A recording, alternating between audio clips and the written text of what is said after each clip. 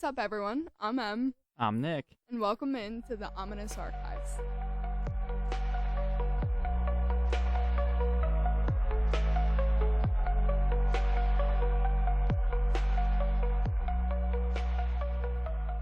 You got anything new? How are the cats? I feel like we have not talked about the cats in a while. And My cats. Em's face lit up. My cats, my angel babies. I love them. They're great. I really have not much to say. Luna was almost trying to attack a dog today. She's not an outdoor cat. She's very much has never left the comfort of our home. So she tried attacking a dog from the inside? Yeah, there's a glass window, and of course she's like literally batting the glass trying to get to. It's a big dog too. Is it like a neighbor's dog? Yeah, they have a golden retriever. The house next to us. What's her name? Like Sally? No, Sure. Shiloh? I think it's Shiloh. Yeah, sure. Little golden, cute little golden. Yeah. Yeah, Luna's not a fan. Mm-hmm. They talk to the animals too, like the birds. She'll sit there and yap at the birds. Quite funny. Mum gets a kick out of it. Yeah. Yeah, Mum, the woman who didn't want cats. She Is loves those cats. like Those are her loving best it. friends. Yeah. She acts like she hates. I feel like that's how most people act. Mhm. Don't want a pet, and then they end up loving them. We almost got a third dog. Yeah? Yeah. When? This week. Oh, like this Like week this week. you almost got a dog. Yeah. From where? Pack? The Providence Animal Shelter. That's where the cats are from. Oh, yeah? So Frank's mom has been volunteering there. Okay. And, That's such a good job. Love that. oh, I know. Like, so nice to do, honestly. I'd probably leave with dogs every day, though. That's Yep. the problem. Yeah. They did a park crawl. Yeah. So we went to visit her because Frank wanted to show me like this library that was there. So we went to visit her mom and ran into Guinness is his name. He's like a little black mix and he was adorable. Stop it. She looked at me and she was like, "Can we get a third dog?" And I was like, "I'm not going to say no." Right. Like, I'm not telling you no. She's like, "You're not helping." It's like, "Oh, okay." Right. I'm not going to help. Nope, wasn't going to help. If I would have came over here today and you guys would have had a third dog, I would have lost my mind. I know. My mom was like, "You're nuts." And I was like, You "Yeah, I are know." nuts. Yep. You are nuts. There's a But few screws loose. I love it. There's never too many animals. Ever. No. Archie needs his own animal. Archie actually doesn't. Archie He needs needs his own peace. Yeah, he needs his own like service animal. Archie, Archie does need a service dog. Here he Raging anxiety. he does. He's good now because he's in the archives. He Love- loves being with We us. love him just the same. Would you like me to get into this episode? Yeah. What episode is this? This is Episode number 12. so. Me knowing things. All right, today I'm going to be talking about Kaspar Hauser. Is it a person? Person. Never heard of him. That is a person is crazy. I mean, it All could have right. been a house or Yeah, a mansion. No, you're right. Kaspar was a young kid who essentially just popped up out of nowhere, claiming that he grew up in complete isolation. He eventually becomes this sort of celebrity. Everyone's completely fascinated by him. But then he's murdered under extremely suspicious circumstances, which leaves every single person who knew him extremely baffled and confused. Well, I'm confused. So there's no like he just Popped up. appeared. I mean, I'm going to tell you, but Oh. that's, a little... You're gonna Yeah. Make Yeah. us wait. I You get know, Kaspar, he was a young kid who appeared in Nuremberg, Germany in 1828. He was said to be like feral-like, upon like when you look at him, like rough, beaten down, like did not look like he was taken well care of. So he shows up in Germany, appearing to be in his late teens on May 26th in 1828. He spoke a rough dialect of Bavarian. All he had with him were the clothes on his body and 2 letters. like pieces of paper letters. Like handwritten letters, like 2 letters with him. This is interesting. Yeah. One that was addressed to the captain of the 4th Squadron of the 6th Cavalry Regiment, Captain von Wisneg. I think I'm saying that right. And then another letter that was allegedly from his birth mother to his prior caretaker. So a letter from his birth mom to the person who was taking care of him before he just showed up here. Okay, so 2 envelopes, one to some person in the military, Mhm. one to a former caretaker. So Kaspar himself claimed that both letters were actually written by the prior caretaker. It wasn't written by his mother, who this caretaker had no blood relation to him, even though he had raised him like a son. However, the letters also claimed that since Kaspar was born on April 30th, 1812, that was his birthday, Kaspar had never once gone a step from the house that he was raised in so that, quote, nobody might know where he was brought up. That's what the letter says. Why? Wouldn't you like to know? I would. So the confusing and mysterious letter went on to claim that the boy could read, write, and talk, and that he wanted to be a horseman. The letters claimed that Kaspar was the son of an unnamed trooper who had been commended to the care of a poor peasant, who in turn was now commending him to the care of the military. Got it?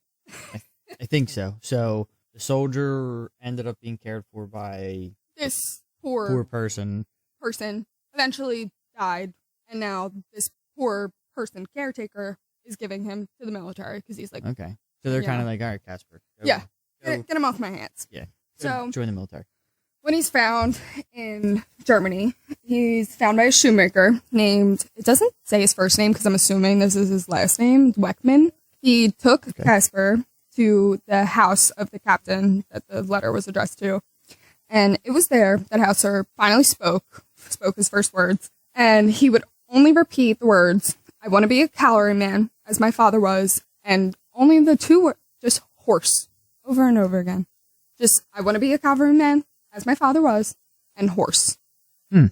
So, like, this kid got no, like... Yeah, he really can't no talk. social He's skills, got like, just... got very little. Yeah.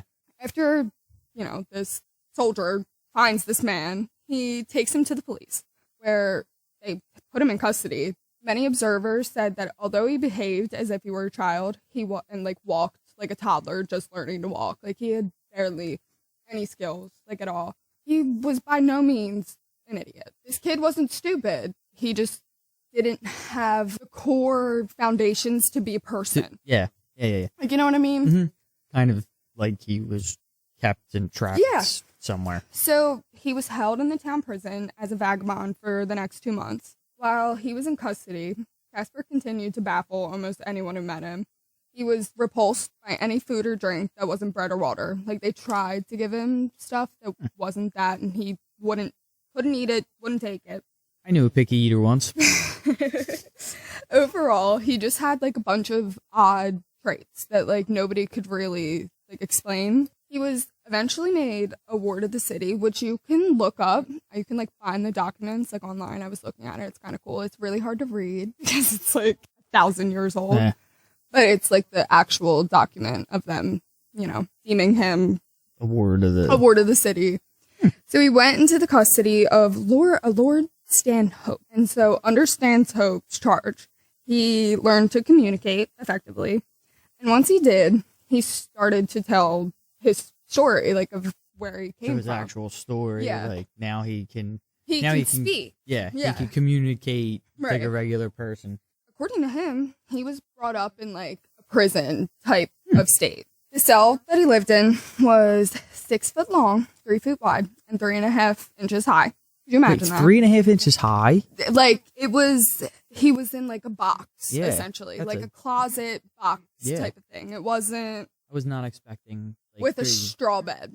There was straw on the ground for him to okay. sleep on. Yeah. Like, it wasn't a bed. No. It was straw. yeah, Like, that's just- what he was using as Yep. his bed. Great insulation. And he was only left with bread and water. Hence the only being able to keep down bread and water. Which is interesting. Like, how does vitamins and Which things like that? I looked into. How did he get, like, the basic needs? Nobody knows. There's, like, no explanation. Because that was my first question. Like, vitamins, sunlight, like, you need that stuff to survive. Sometimes I feel like it's that whole, like, if you don't know about it, it doesn't bother. So, like, his body never knew about it. Like, genetically it knows it needs it. But Right. he didn't know about it. So it's, you know what I mean? It's one of those, I like, feel weird like when things you're if you don't think born- about it. Yeah, it's, like, a different Mhm. type of thing. Also, every time he said that he drank water, it tasted bitter and put him into a long sleep. So he probably wasn't drinking water No. if it tasted bitter and after he would pass out. Mhm. Very weird, very suspicious. Yeah, some kind of, like, weird Yeah. medicine or, like, a Right, light like, we're poison. talking, like, 1800s, so it was something like... Yeah. So he also ended up describing a very vivid and detailed dream in which he found himself in a huge castle with a fancy dressed woman and a man in all black with a sword. Okay. So this professor who had been treating and observing Kaspar, like, while he was under the Ward of the state. No, not the word. Stanhope's. After he was okay. Stanhope's care, he was being treated and watched over by a professor who theorized that that dream could have been a faint memory of his early life before the prison. So that could have been like his mom and somebody taking him or something. Right. Like, Kaspar was finally released from the custody of Stanhope, and he was put into the care of the professor that was studying him. He was a man named Frederick Drummer. Kaspar never saw the face of his prior caretaker despite looking for him when he was released, because when he was released and had free will and could go wherever he wanted, he tried to retrace his steps back to how he got to Germany to begin with, because he's got a bunch of unanswered questions. Like, he's got flips of memory, but he'd want to figure it out. Right.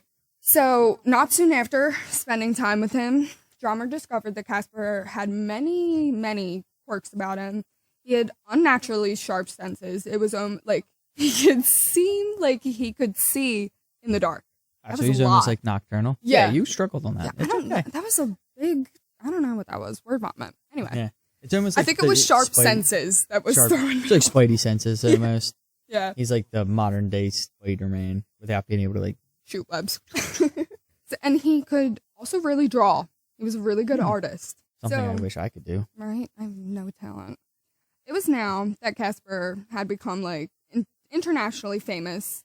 Public sympathy was given to him, and he was awarded a small pension because everybody was, this man. He's like the original GoFundMe. GoFund Kaspar. Yes. Yes. Wow. Oh my gosh. First GoFundMe was, that's so funny that you just So once they gave him this small pension, he became the subject of like newspaper articles everywhere with graphic details of his upbringing being known to the public. So like they know about him being trapped in this, So the public began to theorize that a Grand Duke was actually Kaspar's father. This Grand Duke's name was Karl von Baden, who died in 1818. Okay. Karl's wife had been pregnant twice, and both times she was pregnant with boys. Now, this is a big deal because in order to carry on his name as a duke, he has to have sons. Yeah, but especially like back then, it was a huge thing. Huge you wanted thing. to carry on the family lineage or name. So, unfortunately, both boys died at birth. Oh. Yeah, both. That's rough. And obviously, if Karl didn't have a son, the duke title would be passed to an uncle. So, the theory is that an aunt, who was the wife of the uncle who was going to receive this title, had swapped a dying peasant baby for Karl's perfectly healthy son at birth. So, Kaspar is actually the son of a Grand Duke. Was switched at birth. But was switched at birth and was sent into this isolation prison with this peasant. Yeah. Although Kaspar didn't start the rumors or theories, like he had nothing to do with them, he certainly enjoyed them and he played them up. Oh yeah, because, I would. Right, like you know nothing about yourself, and then everybody's going to start theorizing that you're some son of a Grand Duke. Yeah, I'm going with that one. Yep. Many people, however, thought that he was just an imposter seeking fame, fortune. In 1829. An incident occurred that seemed to somewhat support Mr. Kaspar's interesting story. On October 17th, Kaspar was found in Dahmer's basement, who was the professor who was bleeding from a wound in his head, and he claimed to recognize the voice of his attacker. It was the same man who brought him from where he was, brought him to Nürnberg. OG man. So it's the caretaker, air quotes. Yeah, right. Who brought him now as his attempted murderer.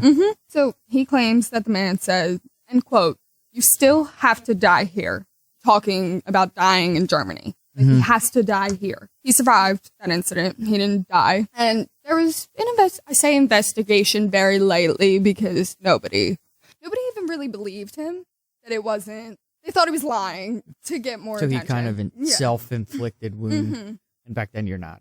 Right. like the forensics and science and stuff we have like nowadays is way beyond what they had back then. In the 18th. Yeah. On April 3rd, 1833, Kaspar's life ended just as mysteriously as it started. That night, he burst through the door of his house. This was 4 years later, like after that first incident. He burst through the door of his home, grabbing the side, which is bleeding profusely, and talking about how he'd been lured to the park by a stranger who then stabbed him in the side. His story wasn't believed at first, but when Kaspar tried to lead his friends, because that's who he was talking to, I don't think I said that. He wasn't just talking to his empty house.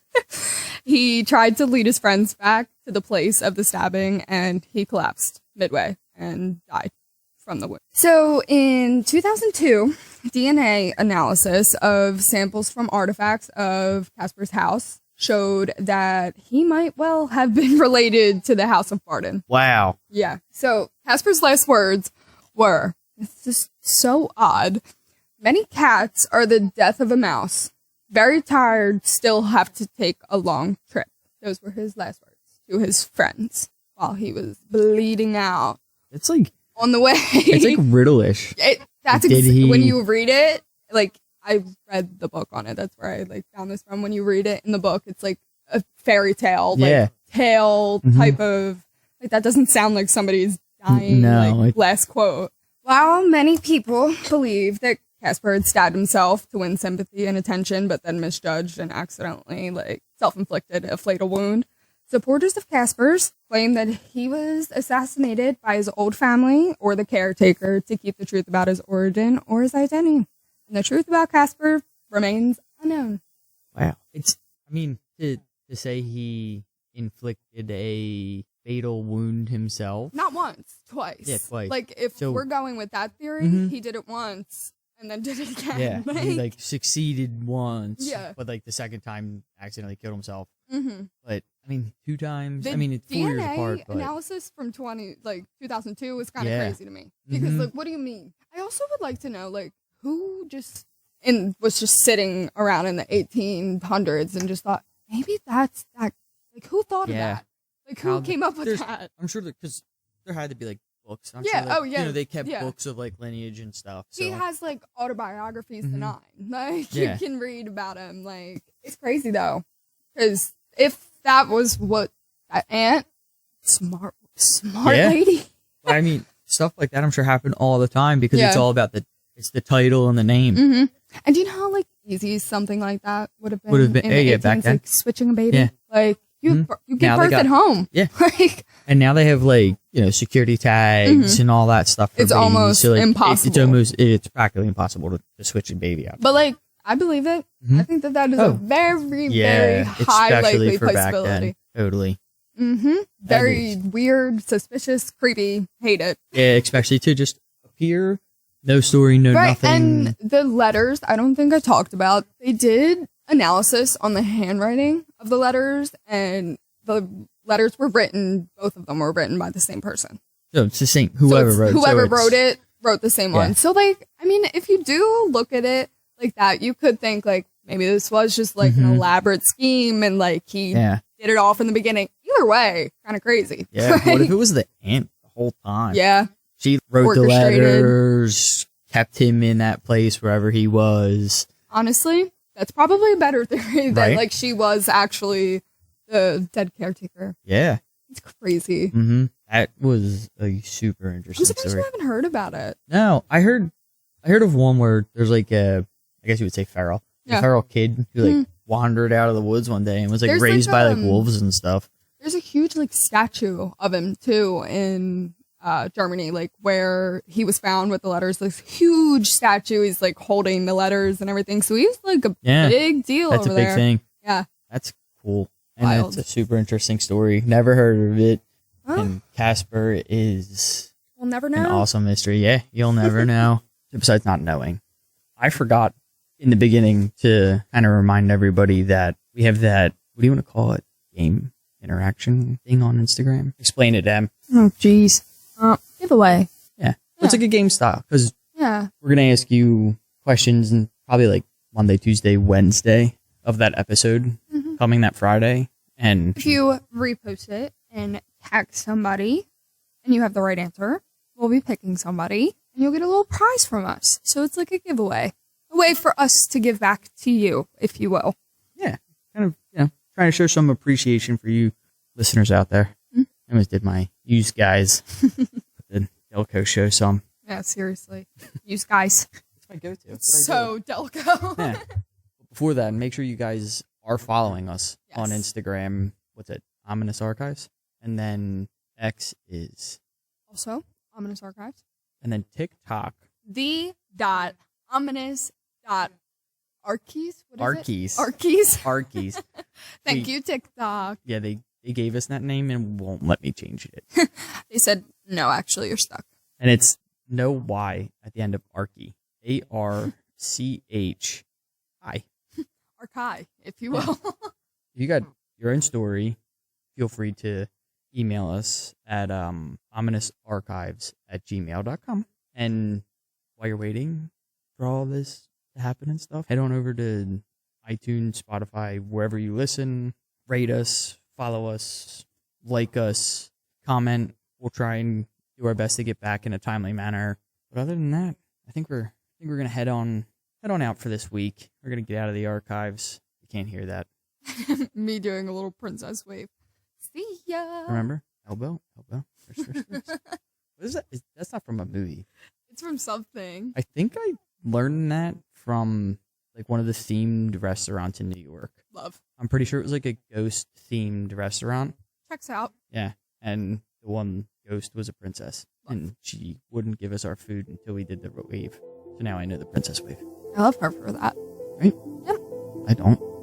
But whatever. All right, guys. See ya.